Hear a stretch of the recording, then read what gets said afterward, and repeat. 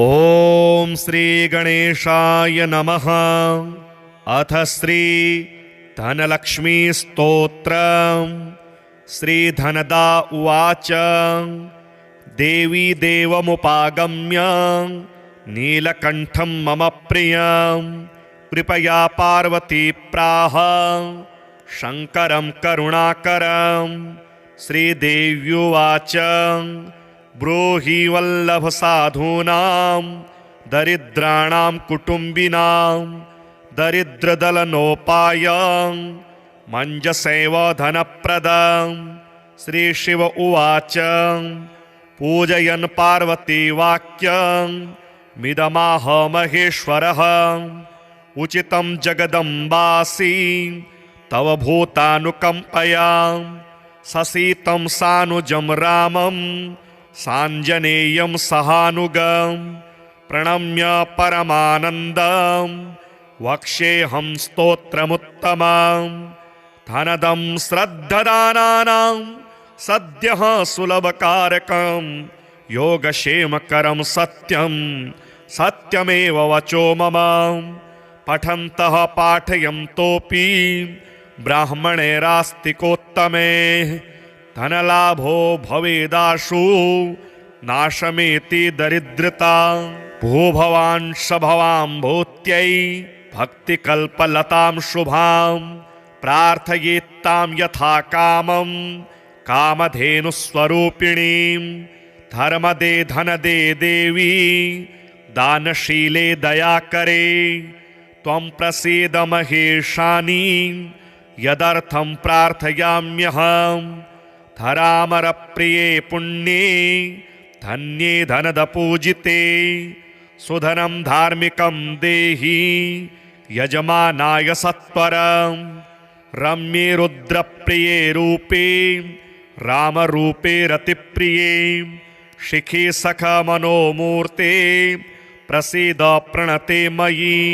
आरक्तचरणाम्भोजे सिद्धि सर्वार्थदायिके दिव्याम्बरधरे दिव्ये दिव्यमाल्योपशोभिते समस्तगुणसम्पन्ने सर्वलक्षणलक्षिते शरच्चन्द्रमुखे नीले नीलनीरजलोचने चञ्चरीकचमुचारु श्रीहारकुटिलालके मत्ते भगवती मातः कलकण्ठरवामृते हासावलोकनैर्दिव्यैर्भक्तचिन्तापहारिके रूपलावण्यतारुण्यं कारुण्यगुणभाजने क्वणतकङ्कणमञ्जीरे लसल्लीलाकराम्बुजे रुद्रप्रकाशिते तत्त्वे धर्माधारे धरालये प्रयच्छ यजमानाय धनं धर्मैकसाधनं मातस्त्वं मे विलम्बेन दिशस्व जगदम्बिके। कृपया करुणागारे प्रार्थितं कुरु मे शुभे वसुधे वसुधारूपे वसुवासववन्दिते।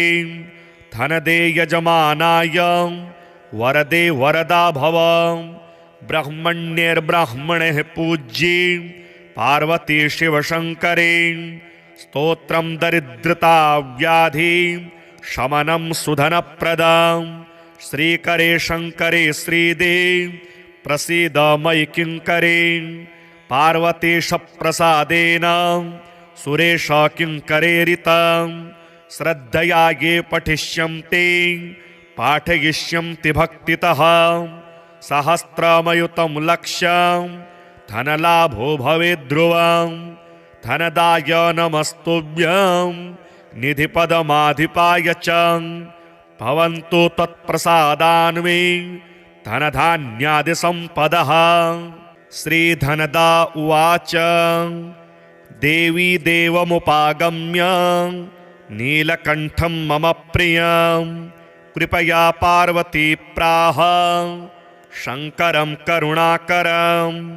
श्रीदेव्युवाच ब्रूहि वल्लभ साधूनां दरिद्राणां कुटुम्बिनां दरिद्रदलनोपायं मञ्जसैव धनप्रदं।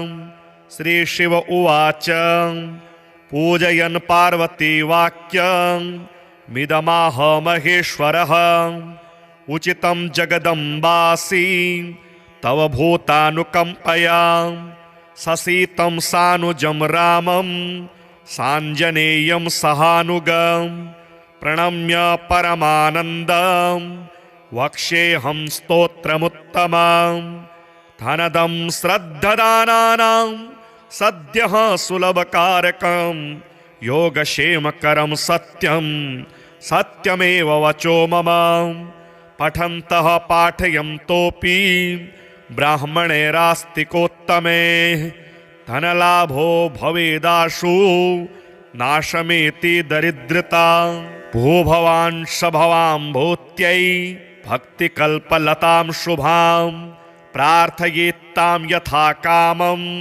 कामधेनुस्वरूपिणीं धर्मदे धनदे देवी दानशीले दयाकरे त्वं प्रसीद महेशानि यदर्थं प्रार्थयाम्यहं धरामरप्रिये पुण्ये धन्ये धनदपूजिते सुधनं धार्मिकं देहि यजमानाय सत्वरं रम्ये रुद्रप्रिये रूपे रामरूपे रतिप्रिये शिखे सखमनोमूर्ते प्रसीद प्रणते मयि आरक्तचरणाम्भोजे सिद्धि सर्वार्थदायिके दिव्याम्बरधरे दिव्ये दिव्यमाल्योपशोभिते समस्तगुणसम्पन्ने सर्वलक्षणलक्षिते शरच्चन्द्रमुखे नीले नीलनीरजलोचने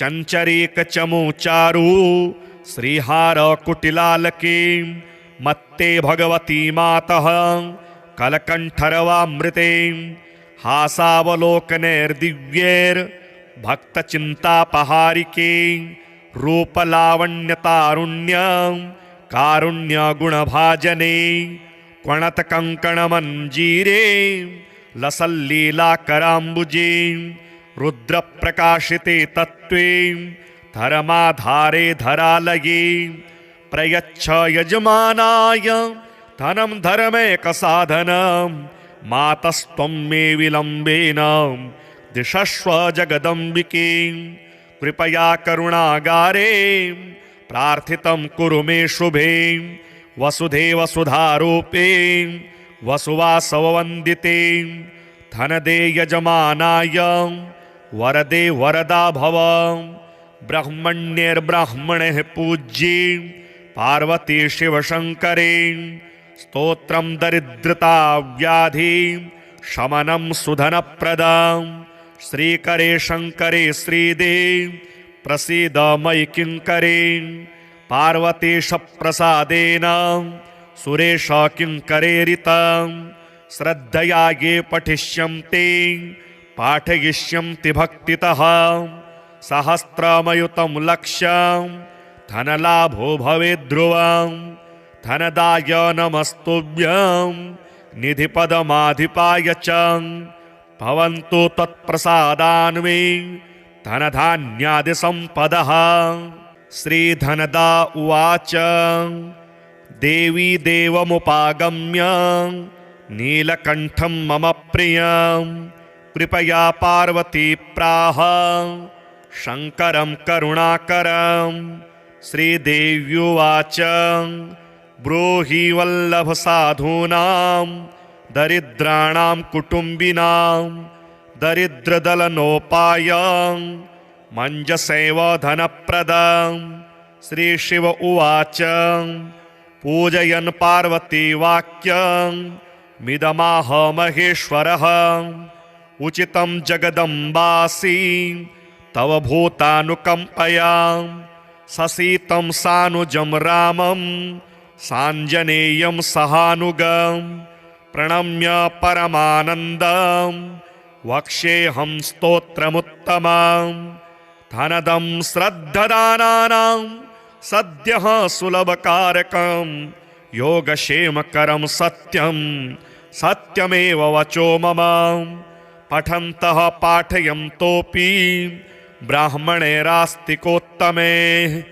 धनलाभो भवेदाशु नाशमेति दरिद्रता भूभवान् शभवां भूत्यै भक्तिकल्पलतां शुभां प्रार्थयेत्तां यथा कामं कामधेनुस्वरूपिणीं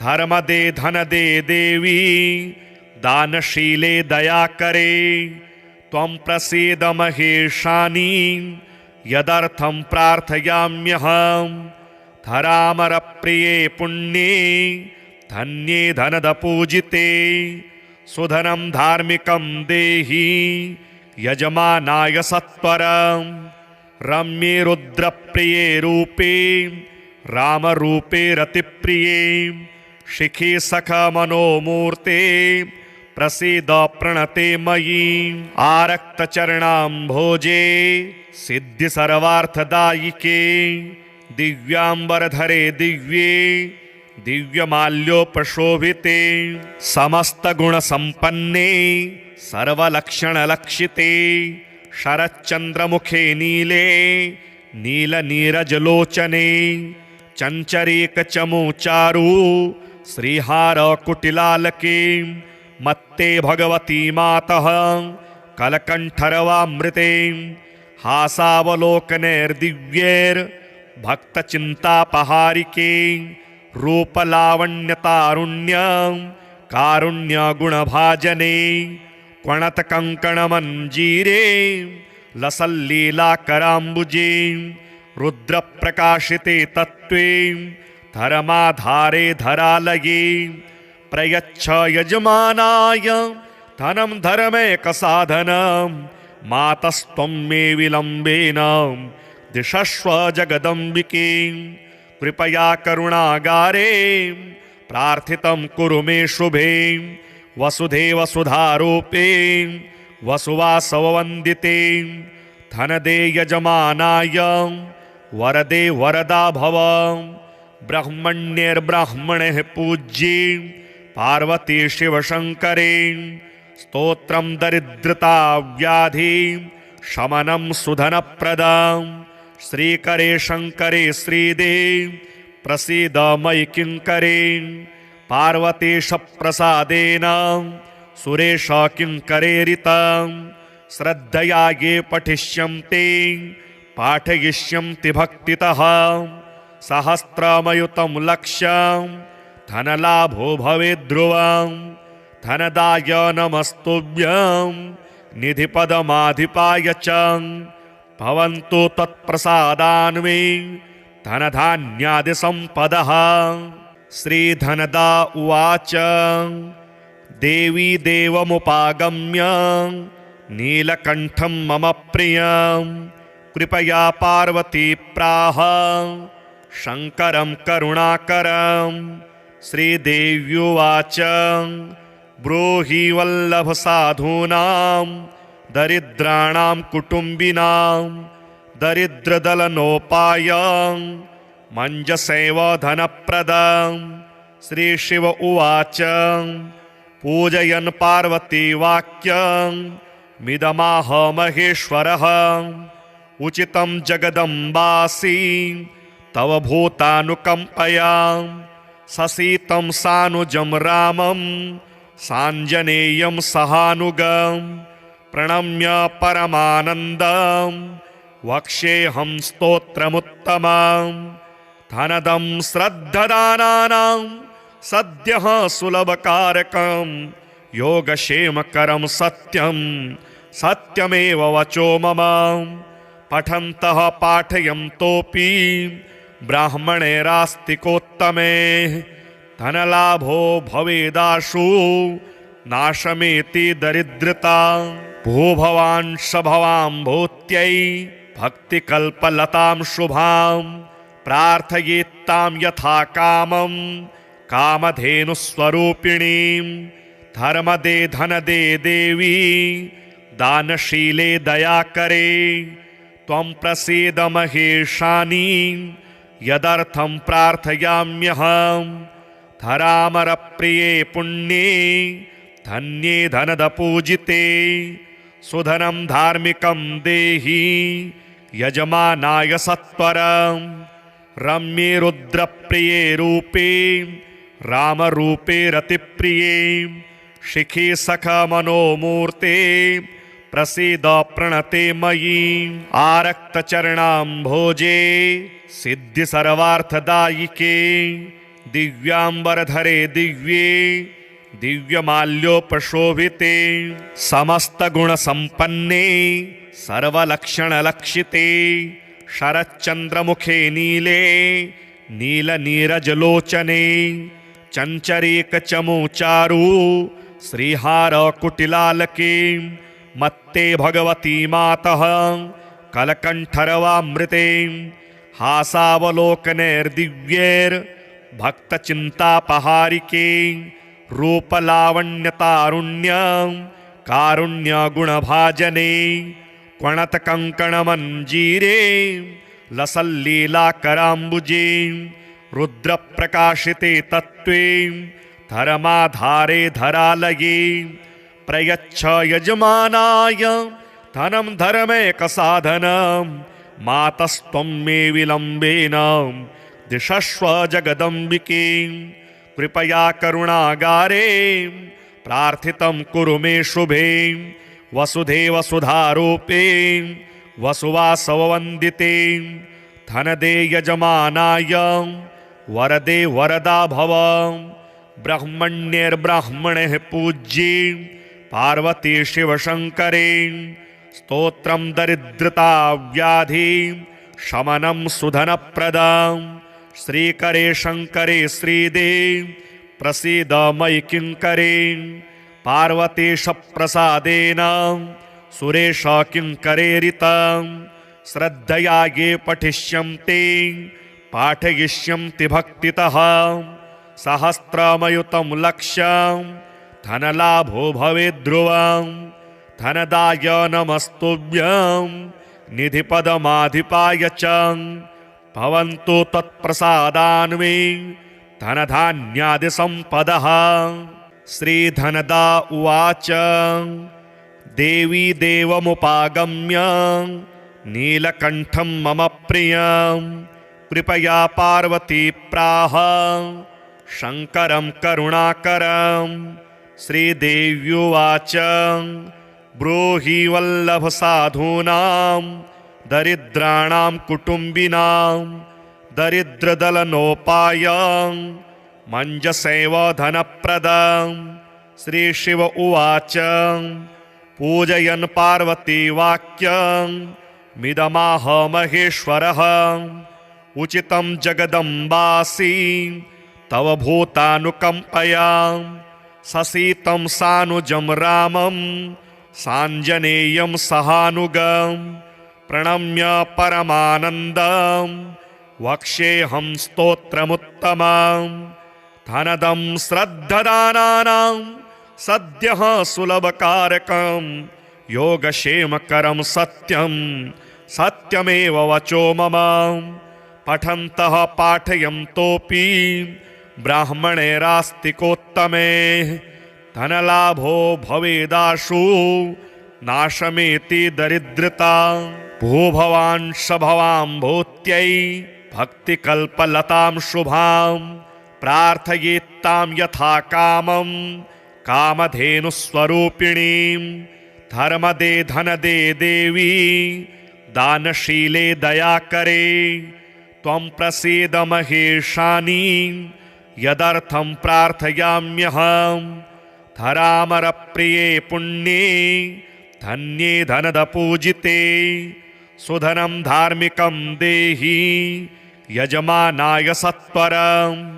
रम्ये रुद्रप्रिये रूपे रामरूपे रतिप्रिये शिखी सखा मनोमूर्ते प्रसीद प्रणते मयि आरक्तचरणाम्भोजे सिद्धि सर्वार्थदायिके दिव्यांबरधरे दिव्ये दिव्यमाल्योपशोभिते समस्तगुणसम्पन्ने सर्वलक्षणलक्षिते शरच्चन्द्रमुखे नीले नीलनीरजलोचने चञ्चरीकचमुचारु श्रीहारकुटिलालके मत्ते भगवती मातः कलकण्ठरवामृते हासावलोकनैर्दिव्यैर्भक्तचिन्तापहारिके रूपलावण्यतारुण्यं कारुण्यगुणभाजने क्वणतकङ्कणमञ्जीरे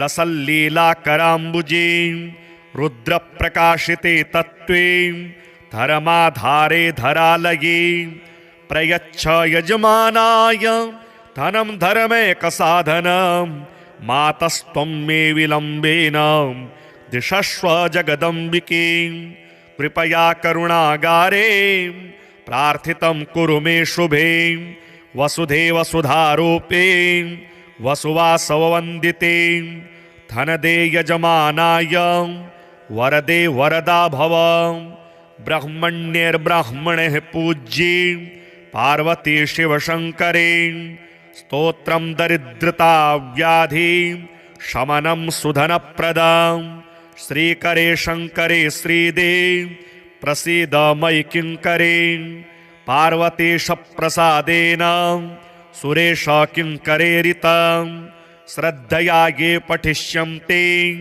पाठयिष्यन्ति भक्तितः सहस्रमयुतं लक्ष्यं धनलाभो भवेत् ध्रुवं धनदाय नमस्तुभ्यं निधिपदमाधिपाय च भवन्तु तत्प्रसादान्मे धनधान्यादिसम्पदः।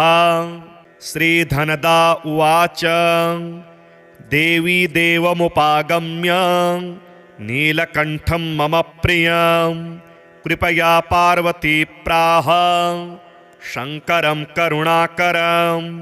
श्रीदेव्युवाच ब्रूहि वल्लभसाधूनां दरिद्राणां कुटुम्बिनां दरिद्रदलनोपायं मञ्जसैव धनप्रदं।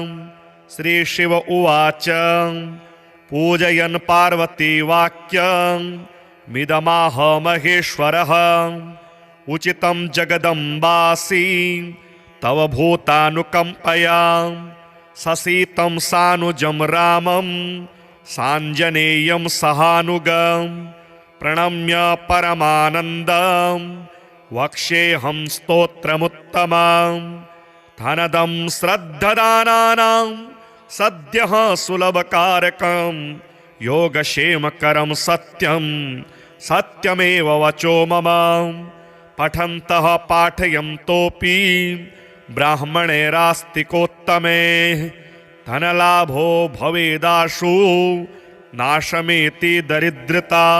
भूभवांश भवां भूत्यै भक्तिकल्पलतां शुभां प्रार्थयेत्तां यथा कामं कामधेनुस्वरूपिणीं। धर्मदे धनदे देवी दानशीले दयाकरे त्वं प्रसीद महेशानि यदर्थं प्रार्थयाम्यहम्। धरामरप्रिये पुण्ये धन्ये धनदपूजिते सुधनं धार्मिकं देहि यजमानाय सत्वरं। रम्ये रुद्रप्रिये रूपे रामरूपे रतिप्रिये शिखी सखमनोमूर्ते प्रसीद प्रणते मयि। आरक्तचरणाम्भोजे सिद्धि सर्वार्थदायिके दिव्याम्बरधरे दिव्ये दिव्यमाल्योपशोभिते समस्तगुणसम्पन्ने सर्वलक्षणलक्षिते शरच्चन्द्रमुखे नीले नीलनीरजलोचने चञ्चरीकचमुचारु श्रीहारकुटिलालके मत्ते भगवती मातः कलकण्ठरवामृते हासावलोकनैर्दिव्यैर्भक्तचिन्तापहारिके रूपलावण्यतारुण्यं कारुण्यगुणभाजने क्वणतकङ्कणमञ्जीरे लसल्लीलाकराम्बुजे रुद्रप्रकाशिते तत्त्वे धर्माधारे धरालये प्रयच्छ यजमानाय धनं धर्मैकसाधनं मातस्त्वं मे विलम्बेन दिशस्व जगदम्बिके कृपया करुणागारे प्रार्थितं कुरु मे शुभे वसुधेव सुधारूपे वसुवासववन्दिते धनदे यजमानाय वरदे वरदा भव। ब्रह्मण्यैर्ब्राह्मणैः पूज्ये पार्वती शिवशङ्करे स्तोत्रं दरिद्रता व्याधि शमनं सुधनप्रदं श्रीकरे शङ्करे श्रीदे प्रसीद मयि किङ्करे पार्वतीश प्रसादेन सुरेश किङ्करेरितं श्रद्धया ये पठिष्यन्ति पाठयिष्यन्ति भक्तितः सहस्रमयुतं लक्ष्यं धनलाभो भवेद् ध्रुवं धनदाय नमस्तुभ्यं निधिपदमाधिपाय च भवन्तु तत्प्रसादान्मे धनधान्यादिसम्पदः। श्रीधनदा उवाच देवी देवमुपागम्य नीलकण्ठं मम प्रियं कृपया पार्वती प्राह शङ्करं करुणाकरं। श्रीदेव्युवाच ब्रूहि वल्लभसाधूनां दरिद्राणां कुटुम्बिनां दरिद्रदलनोपायं मञ्जसैव धनप्रदं। श्रीशिव उवाच पूजयन् पार्वती वाक्यं मिदमाह महेश्वरः उचितं जगदम्बासि तव भूतानुकम्पया ससीतं सानुजं रामं साञ्जनेयं सहानुगं प्रणम्य परमानन्दं वक्ष्येऽहं स्तोत्रमुत्तमं। धनदं श्रद्धदानानां सद्यः सुलभकारकं योगक्षेमकरं सत्यं सत्यमेव वचो मम। पठन्तः पाठयन्तोऽपि ब्राह्मणैरास्तिकोत्तमे धनलाभो भवेदाशु नाशमेति दरिद्रता। भूभवान् शभवां भूत्यै भक्तिकल्पलतां शुभां प्रार्थयेत्तां यथा कामं कामधेनुस्वरूपिणीं। धर्मदे धनदे देवी दानशीले दयाकरे त्वं प्रसीद महेशानि यदर्थं प्रार्थयाम्यहं। धरामरप्रिये पुण्ये धन्ये धनदपूजिते सुधनं धार्मिकं देहि यजमानाय सत्वरं। रम्ये रुद्रप्रिये रूपे रामरूपे रतिप्रिये शिखी सखमनोमूर्ते प्रसीद प्रणते मयि। आरक्तचरणाम्भोजे सिद्धि सर्वार्थदायिके दिव्याम्बरधरे दिव्ये दिव्यमाल्योपशोभिते समस्तगुणसम्पन्ने सर्वलक्षणलक्षिते शरच्चन्द्रमुखे नीले नीलनीरजलोचने चञ्चरीकचमुचारु श्रीहारकुटिलालके मत्ते भगवती मातः कलकण्ठरवामृते हासावलोकनैर्दिव्यैर्भक्तचिन्तापहारिके रूपलावण्यतारुण्यं कारुण्यगुणभाजने क्वणतकङ्कणमञ्जीरे लसल्लीलाकराम्बुजे रुद्रप्रकाशिते तत्त्वे धर्माधारे धरालये प्रयच्छ यजमानाय धनं धर्मैकसाधनं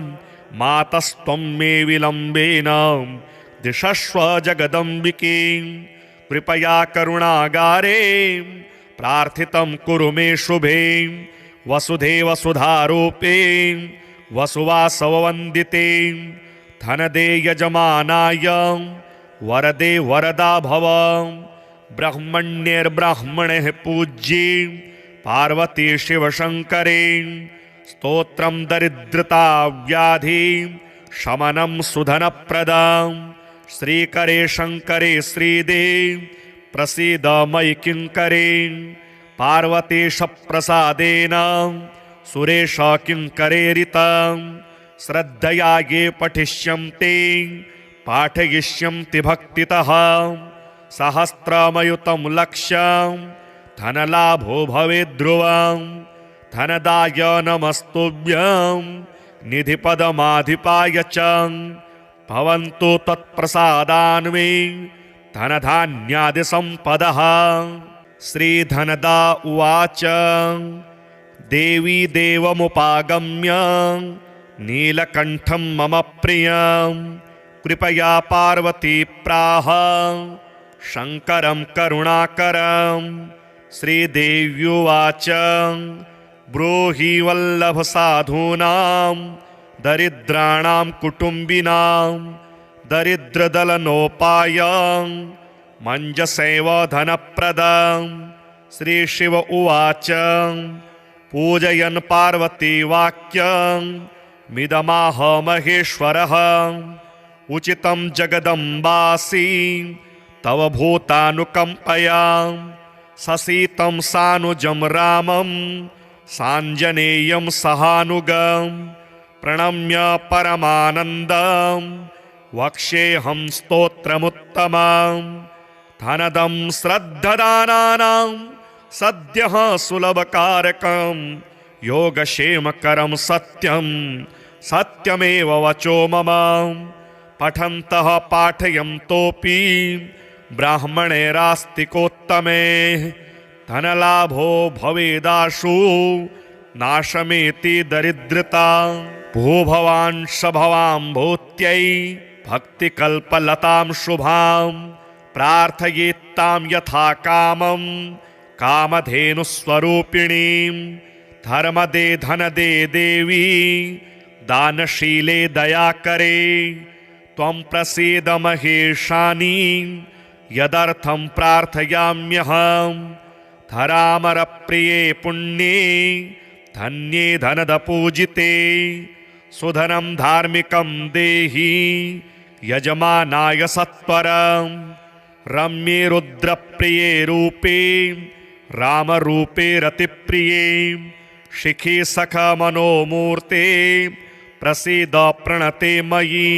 आरक्तचरणाम्भोजे सिद्धि सर्वार्थदायिके दिव्याम्बरधरे दिव्ये दिव्यमाल्योपशोभिते समस्तगुणसम्पन्ने सर्वलक्षणलक्षिते शरच्चन्द्रमुखे नीले नीलनीरजलोचने चञ्चरीकचमुचारु श्रीहारकुटिलालके मत्ते भगवती मातः कलकण्ठरवामृते हासावलोकनैर्दिव्यैर्भक्तचिन्तापहारिके रूपलावण्यतारुण्यं कारुण्यगुणभाजने क्वणतकङ्कणमञ्जीरे लसल्लीलाकराम्बुजे रुद्रप्रकाशिते तत्त्वे धर्माधारे धरालये प्रयच्छ यजमानाय धनं धर्मैकसाधनं मातस्त्वं मे विलम्बेन दिशस्व जगदम्बिके। कृपया करुणागारे प्रार्थितं कुरु मे शुभे वसुधे वसुधारूपे वसुवासववन्दिते धनदे यजमानाय वरदे वरदा भव। ब्रह्मण्यैर्ब्राह्मणैः पूज्ये पार्वती शिवशङ्करे स्तोत्रं दरिद्रताव्याधि शमनं सुधनप्रदं। श्रीकरे शङ्करे श्रीदे प्रसीद मयि किङ्करे पार्वतीश प्रसादेन सुरेश किङ्करेरितं। श्रद्धया ये पठिष्यन्ति पाठयिष्यन्ति भक्तितः सहस्रमयुतं लक्ष्यं धनलाभो भवेद्ध्रुवं। धनदाय नमस्तुभ्यं निधिपदमाधिपाय च भवन्तु तत्प्रसादान्मे धनधान्यादिसम्पदः। श्रीधनदा उवाच देवी देवमुपागम्य नीलकण्ठं मम प्रियं कृपया पार्वती प्राह शङ्करं करुणाकरं। श्रीदेव्युवाच ब्रूहि वल्लभसाधूनां दरिद्राणां कुटुम्बिनां दरिद्रदलनोपायं मञ्जसैव धनप्रदं। श्रीशिव उवाच पूजयन् पार्वती वाक्यं मिदमाह महेश्वरः। उचितं जगदम्बासि तव भूतानुकम्पया। ससीतं सानुजं रामं साञ्जनेयं सहानुगं। प्रणम्य परमानन्दं वक्ष्येऽहं स्तोत्रमुत्तमं। धनदं श्रद्धदानानां सद्यः सुलभकारकं। योगक्षेमकरं सत्यं सत्यमेव वचो मम। पठन्तः पाठयन्तोऽपि ब्राह्मणैरास्तिकोत्तमे। धनलाभो भवेदाशु नाशमेति दरिद्रता। भूभवान् सभवां भूत्यै भक्तिकल्पलतां शुभां। प्रार्थयेत्तां यथा कामं कामधेनुस्वरूपिणीं। धर्मदे धनदे देवी दानशीले दयाकरे। त्वं प्रसीद महेशानि यदर्थं प्रार्थयाम्यहं। धरामरप्रिये पुण्ये धन्ये धनदपूजिते। सुधनं धार्मिकं देहि यजमानाय सत्वरं। रम्ये रुद्रप्रिये रूपे रामरूपे रतिप्रिये। शिखे सखमनोमूर्ते प्रसीद प्रणते मयि। आरक्तचरणाम्भोजे सिद्धि सर्वार्थदायिके। दिव्याम्बरधरे दिव्ये दिव्यमाल्योपशोभिते।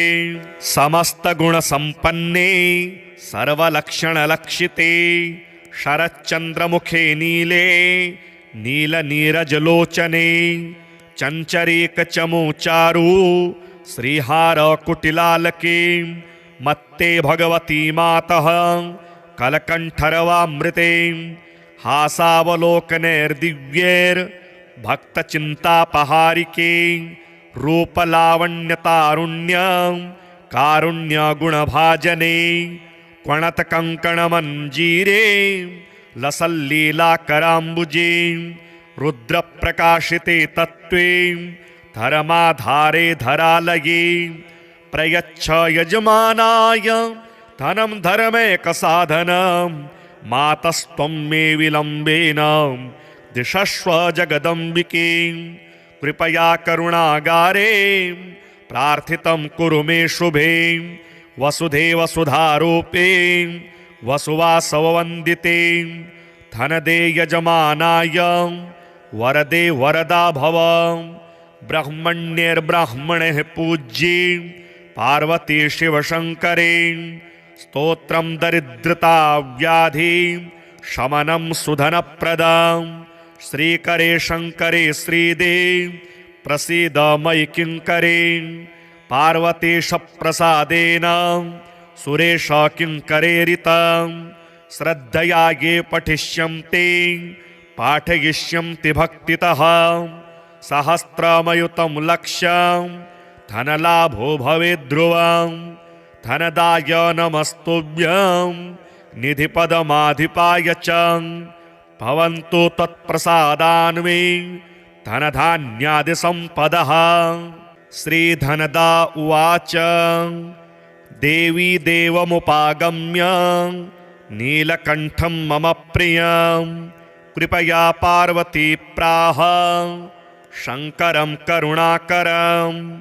श्रीदेव्युवाच ब्रूहि वल्लभसाधूनां दरिद्राणां कुटुम्बिनां। दरिद्रदलनोपायं मञ्जसैव धनप्रदं। श्रीशिव उवाच पूजयन् पार्वती वाक्यं मिदमाह महेश्वरः। उचितं जगदम्बासि तव भूतानुकम्पया। ससीतं सानुजं रामं साञ्जनेयं सहानुगं। प्रणम्य परमानन्दं वक्ष्येऽहं स्तोत्रमुत्तमं। धनदं श्रद्धदानानां सद्यः सुलभकारकं। योगक्षेमकरं सत्यं सत्यमेव वचो मम। पठन्तः पाठयन्तोऽपि ब्राह्मणैरास्तिकोत्तमे धनलाभो भवेदाशु नाशमेति दरिद्रता भूभवान् शभवां भूत्यै भक्तिकल्पलतां शुभां प्रार्थयेत्तां यथा कामं कामधेनुस्वरूपिणीं धर्मदे धनदे देवी दानशीले दयाकरे त्वं प्रसीद महेशानि यदर्थं प्रार्थयाम्यहं धरामरप्रिये पुण्ये धन्ये धनदपूजिते सुधनं धार्मिकं देहि यजमानाय सत्वरं रम्ये रुद्रप्रिये रूपे रामरूपे रतिप्रिये शिखी सखमनोमूर्ते प्रसीद प्रणते मयि आरक्तचरणाम्भोजे सिद्धि सर्वार्थदायिके दिव्याम्बरधरे दिव्ये दिव्यमाल्योपशोभिते समस्तगुणसम्पन्ने सर्वलक्षणलक्षिते शरच्चन्द्रमुखे नीले नीलनीरजलोचने चञ्चरीकचमुचारु श्रीहारकुटिलालके मत्ते भगवती मातः कलकण्ठरवामृते हासावलोकनैर्दिव्यैर्भक्तचिन्तापहारिके रूपलावण्यतारुण्यं कारुण्यगुणभाजने क्वणतकङ्कणमञ्जीरे लसल्लीलाकराम्बुजे रुद्रप्रकाशिते तत्त्वे धर्माधारे धरालये प्रयच्छ यजमानाय धनं धर्मैकसाधनं मातस्त्वं मे विलम्बेन दिशस्व जगदम्बिके कृपया करुणागारे प्रार्थितं कुरु मे शुभे वसुधे वसुधारूपे वसुवासववन्दिते धनदे यजमानाय वरदे वरदा भव ब्रह्मण्यैर्ब्राह्मणैः पूज्ये पार्वती शिवशङ्करे स्तोत्रं दरिद्रता व्याधि शमनं सुधनप्रदं श्रीकरे शङ्करे श्रीदे प्रसीद मयि किङ्करे पार्वतीश प्रसादेन सुरेश किङ्करेरितं श्रद्धया ये पठिष्यन्ति पाठयिष्यन्ति भक्तितः सहस्रमयुतं लक्ष्यं धनलाभो भवेद्ध्रुवं धनदाय नमस्तुभ्यं निधिपदमाधिपाय च भवन्तु तत्प्रसादान्मे धनधान्यादिसम्पदः। श्रीधनदा उवाच देवी देवमुपागम्य नीलकण्ठं मम प्रियं कृपया पार्वती प्राह शङ्करं करुणाकरं श्रीदेव्युवाच ब्रूहि वल्लभसाधूनां दरिद्राणां कुटुम्बिनां दरिद्रदलनोपायं मञ्जसैव धनप्रदं श्रीशिव उवाच पूजयन् पार्वती वाक्यं मिदमाह महेश्वरः उचितं जगदम्बासि तव भूतानुकम्पया ससीतं सानुजं रामं साञ्जनेयं सहानुगं प्रणम्य परमानन्दं वक्ष्येऽहं स्तोत्रमुत्तमं धनदं श्रद्धदानानां सद्यः सुलभकारकं योगक्षेमकरं सत्यं सत्यमेव वचो मम पठन्तः पाठयन्तोऽपि ब्राह्मणैरास्तिकोत्तमे धनलाभो भवेदाशु नाशमेति दरिद्रता भूभवान् शभवां भूत्यै भक्तिकल्पलतां शुभां प्रार्थयेत्तां यथा कामं कामधेनुस्वरूपिणीं धर्मदे धनदे देवी दानशीले दयाकरे त्वं प्रसीद महेशानि यदर्थं प्रार्थयाम्यहं धरामरप्रिये पुण्ये धन्ये धनदपूजिते सुधनं धार्मिकं देहि यजमानाय सत्वरं रम्ये रुद्रप्रिये रूपे रामरूपे रतिप्रिये शिखे सखा मनोमूर्ते प्रसीद प्रणते मयि आरक्तचरणाम्भोजे सिद्धि सर्वार्थदायिके दिव्यांबरधरे दिव्ये दिव्यमाल्योपशोभिते समस्तगुणसम्पन्ने सर्वलक्षणलक्षिते शरच्चन्द्रमुखे नीले नीलनीरजलोचने चञ्चरीकचमुचारु श्रीहारकुटिलालके मत्ते भगवती मातः कलकण्ठरवामृते हासावलोकनैर्दिव्यैर्भक्तचिन्तापहारिके रूपलावण्यतारुण्य कारुण्यगुणभाजने क्वणतकङ्कणमञ्जीरे लसल्लीलाकराम्बुजे रुद्रप्रकाशिते तत्त्वे धर्माधारे धरालये प्रयच्छ यजमानाय धनं धर्मैकसाधनं मातस्त्वं मे विलम्बेन दिशस्व जगदम्बिके कृपया करुणागारे प्रार्थितं कुरु मे शुभे वसुधे वसुधारूपे वसुवासववन्दिते धनदे यजमानाय वरदे वरदा भव ब्रह्मण्यैर्ब्राह्मणैः पूज्ये पार्वती शिवशङ्करे स्तोत्रं दरिद्रता व्याधि शमनं सुधनप्रदं श्रीकरे शङ्करे श्रीदे प्रसीद मयि किङ्करे पार्वतीशप्रसादेन सुरेश किङ्करेरितं श्रद्धया ये पठिष्यन्ति पाठयिष्यन्ति भक्तितः सहस्रमयुतं लक्ष्यं धनलाभो भवेद् ध्रुवं धनदाय नमस्तुभ्यं निधिपदमाधिपाय च भवन्तु तत्प्रसादान्मे धनधान्यादिसम्पदः।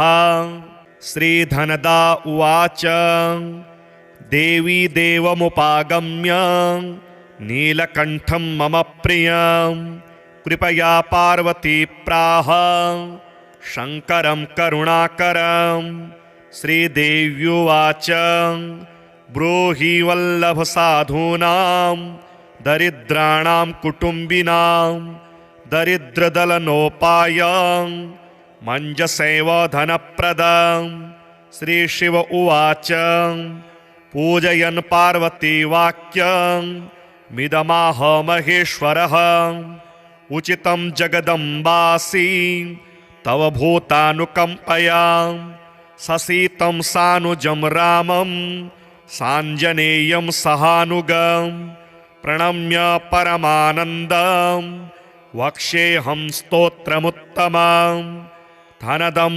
श्रद्धदानानां सद्यः सुलभकारकं योगक्षेमकरं सत्यं सत्यमेव वचो मम पठन्तः पाठयन्तोऽपि ब्राह्मणैरास्तिकोत्तमे धनलाभो भवेदाशु नाशमेति दरिद्रता भूभवान् सभवां भूत्यै भक्तिकल्पलतां शुभां प्रार्थयेत्तां यथा कामं कामधेनुस्वरूपिणीं धर्मदे धनदे देवी दानशीले दयाकरे त्वं प्रसीद महेशानि यदर्थं प्रार्थयाम्यहं धरामरप्रिये पुण्ये धन्ये धनदपूजिते सुधनं धार्मिकं देहि यजमानाय सत्वरं रम्ये रुद्रप्रिये रूपे रामरूपे रतिप्रिये शिखे सखा मनोमूर्ते प्रसीद प्रणते मयि आरक्तचरणाम्भोजे सिद्धि सर्वार्थदायिके दिव्यांबरधरे दिव्ये दिव्यमाल्योपशोभिते समस्तगुणसम्पन्ने सर्वलक्षणलक्षिते शरच्चन्द्रमुखे नीले नीलनीरजलोचने चञ्चरीकचमुचारु श्रीहारकुटिलालकीं मत्ते भगवती मातः कलकण्ठरवामृतें हासावलोकनैर्दिव्यैर्भक्तचिन्तापहारिके रूपलावण्यतारुण्यं कारुण्यगुणभाजने क्वणतकङ्कणमञ्जीरे लसल्लीलाकराम्बुजे रुद्रप्रकाशिते तत्त्वे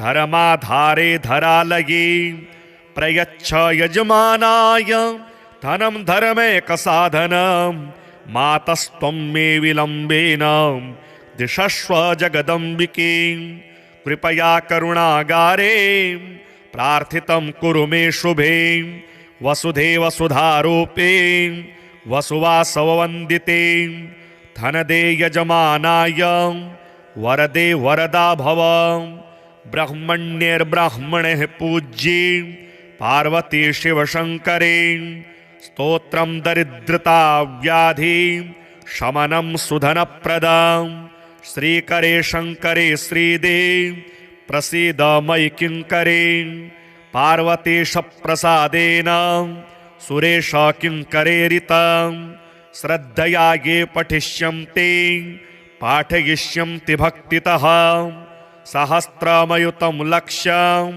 धनलाभो भवेत् ध्रुवं धनदाय नमस्तुभ्यं निधिपदमाधिपाय च भवन्तु तत्प्रसादान्मे धनधान्यादिसम्पदः।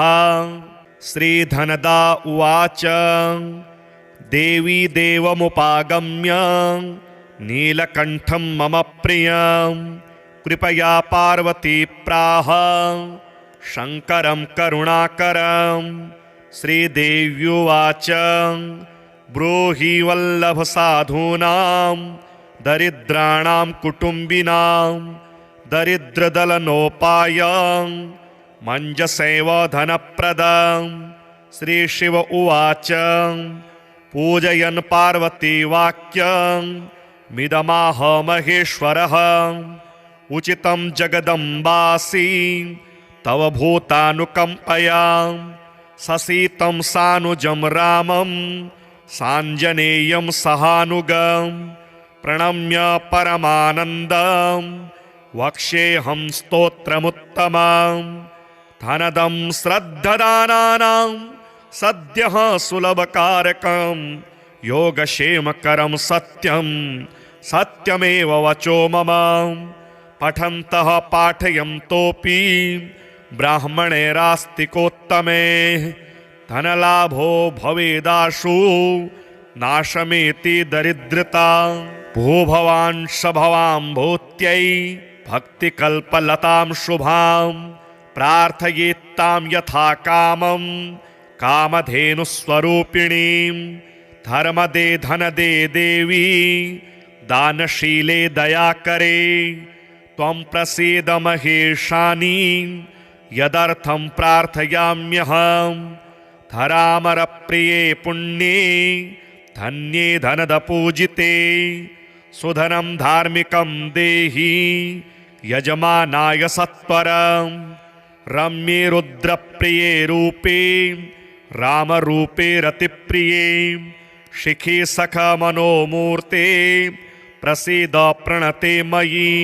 आरक्तचरणाम्भोजे सिद्धि सर्वार्थदायिके दिव्याम्बरधरे दिव्ये दिव्यमाल्योपशोभिते समस्तगुणसम्पन्ने सर्वलक्षणलक्षिते शरच्चन्द्रमुखे नीले नीलनीरजलोचने चञ्चरीकचमूचारु श्रीहारकुटिलालके मत्ते भगवती मातः कलकण्ठरवामृते हासावलोकनैर्दिव्यैर्भक्तचिन्तापहारिके रूपलावण्यतारुण्यं कारुण्यगुणभाजने क्वणतकङ्कणमञ्जीरे लसल्लीलाकराम्बुजे रुद्रप्रकाशिते तत्त्वे धर्माधारे धरालये प्रयच्छ यजमानाय धनं धर्मैकसाधनं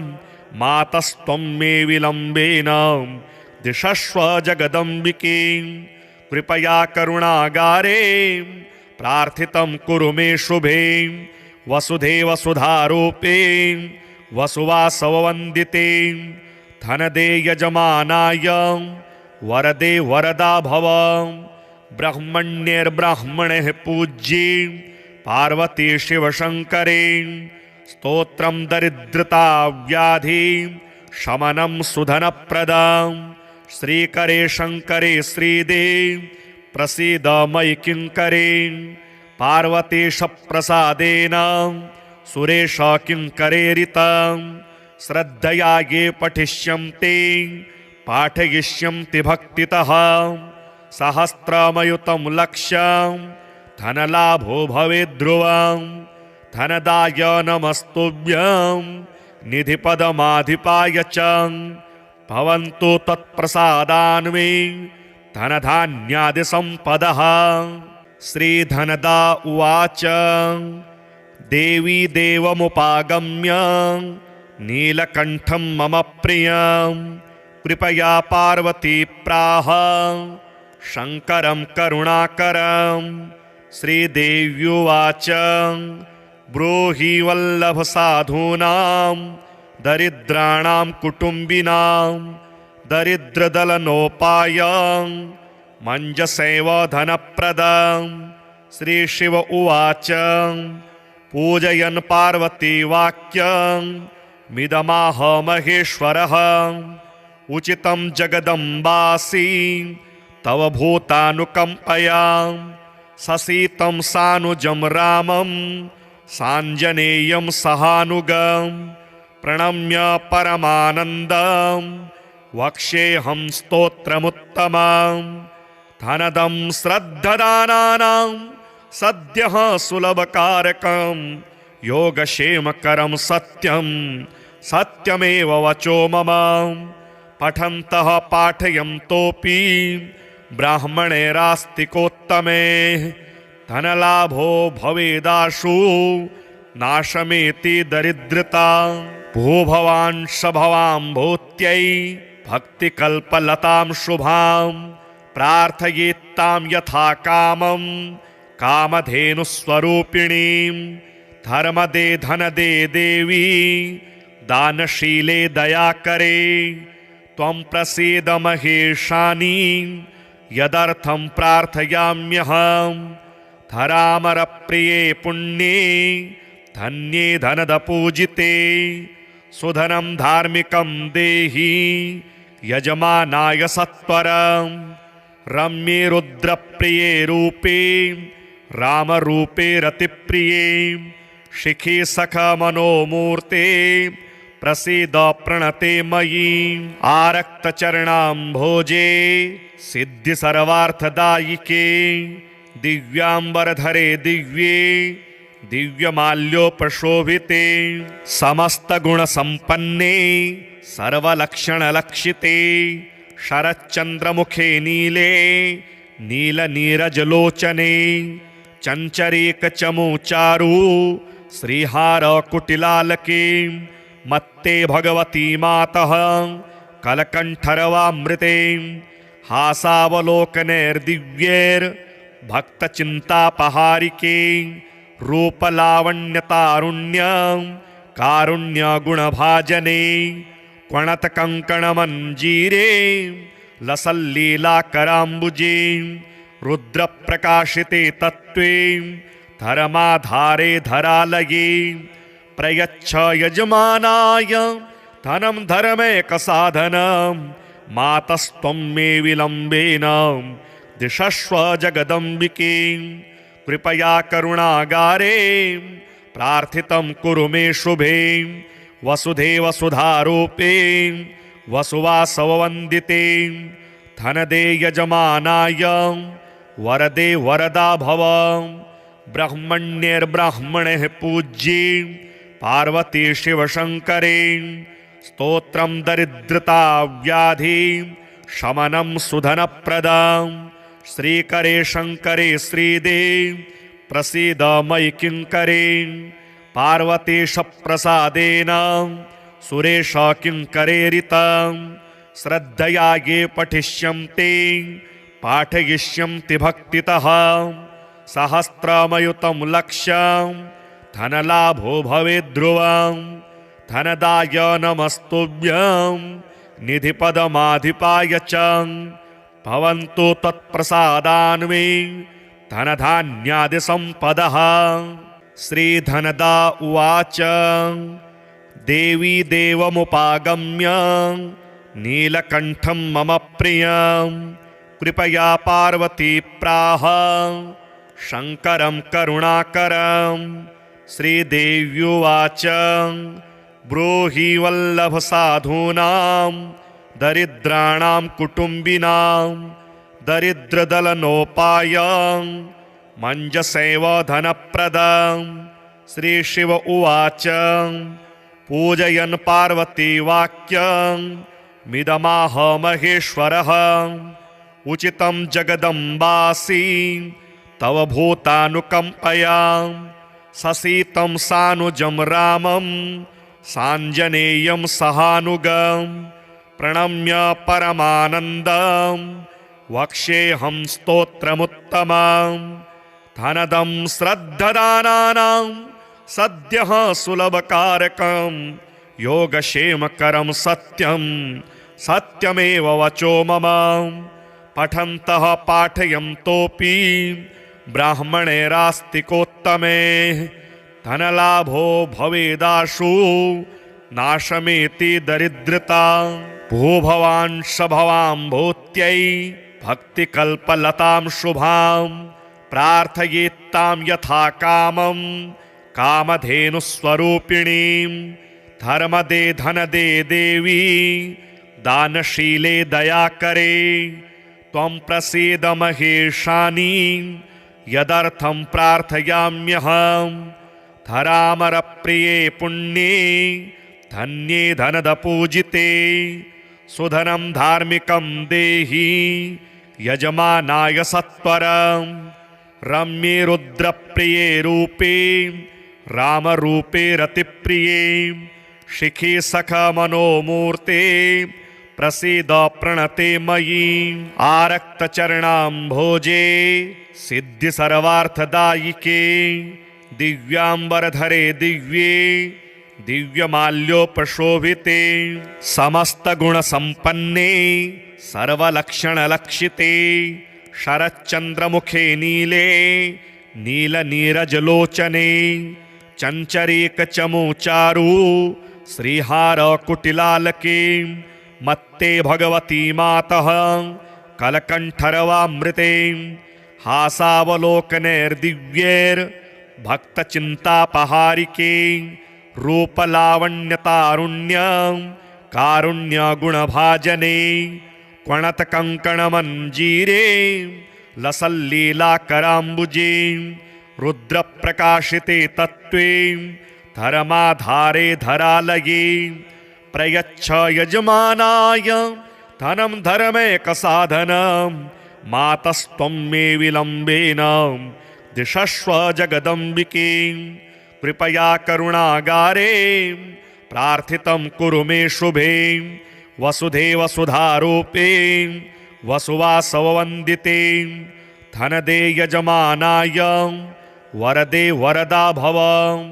ब्रह्मण्यैर्ब्राह्मणैः पूज्ये पार्वती शिवशङ्करे स्तोत्रं दरिद्रता व्याधि शमनं सुधनप्रदं। श्रीकरे शङ्करे श्रीदे प्रसीद मयि किङ्करे पार्वतीश प्रसादेन सुरेश किङ्करेरितं।